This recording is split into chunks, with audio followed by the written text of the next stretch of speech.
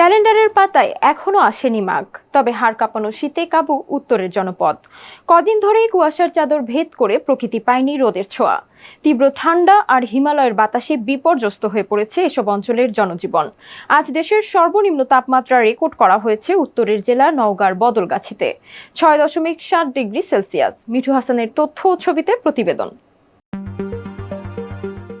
শীতের চাদরে ঢাকা এক নিস্তব্ধ জনপদ নওগাঁ। ভোর হতেই ঘন কুয়াশায় আড়াল হয়ে যাচ্ছে চারপাশ, দেখা মিলছে না সূর্যের। কনকনে ঠান্ডা আর উত্তরের হিমেল হাওয়ায় কাঁপছে শহর ও গ্রামসহ পুরো জেলা। বুধবার সকাল 9টায় নওগাঁয় চলতি মৌসুমের সর্বনিম্ন তাপমাত্রা 6.7 ডিগ্রি সেলসিয়াস রেকর্ড করা হয়েছে। শীতের এই তীব্রতায় জনজীবন কার্যত স্থবির হয়ে পড়েছে। ঘন কুয়াশার কারণে সকাল থেকেই সড়ক মহাসড়কে যানবাহন চলাচল ব্যাহত হচ্ছে।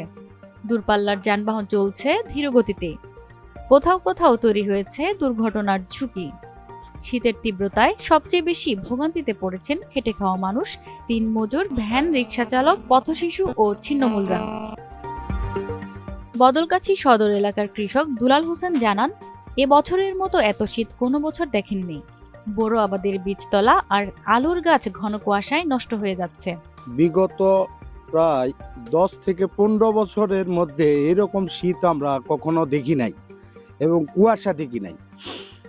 কুয়াশা আর শীত হওয়ার কারণে নানা ধরনের সমস্যা হচ্ছে, বিশেষ করে আমাদের ফসল নষ্ট হচ্ছে। যেমন আমরা ইরির ধান লাগাবো কিছুদিন পর, ইরির ধানের যে আমরা বীজ তৈরি করতেছি ওই বীজ মরে যাচ্ছে। মরে যাওয়ার কারণে পরবর্তীতে যখন আমরা ইরির ধান লাগাবো ওই বীজ আমরা খুঁজে পাবো না। এই জন্য কিছু কিছু জায়গা মাঠে ফাঁকা থাকবে ওই বীজের কারণে। ভ্যান চালক আব্দুল তালেব জানান, সকালে কোনো যাত্রীর দেখা নেই। পেটের দায়ে ভোরেই ভ্যান নিয়ে 4 মাথা মোড়ে এসেও যাত্রী পাননি। এইখানে যে শীতের অবস্থা, এই শীতের কারণে বাইরে থেকে বের হওয়া খুব কঠিন হয়ে গেছে। কাজ কাম তো যে কৃষকরা যে কাজ কাম করে সেগুলো তো যেতে পারে না। এমন অবস্থায় যে তারা ঘর থেকে বের হওয়া পারে না। শীতের যেগুলা বস্ত্র কম্বল যেগুলো পাওয়ানোর কথা সেগুলোও পাওয়া যায় না। আমরা দিন খাওয়া দিন খাটা এই মজুরি লোকেরা খুব কষ্টভাবে দিন পার করছে। শহর থেকে গ্রাম সবখানেই শীতের একচেটিয়া দাপট। সকালে মাঠে যেতে পারছেন না কৃষকরা, কাজে বের হতে দেরি করছেন শ্রমজীবীরা। অনেক স্কুলে শিক্ষার্থীদের উপস্থিতি কমে গেছে। শিশু ও বয়স্কদের মধ্যে সর্দি, কাশি, জ্বর সহ শীতজনিত রোগের প্রকোপ বাড়ছে।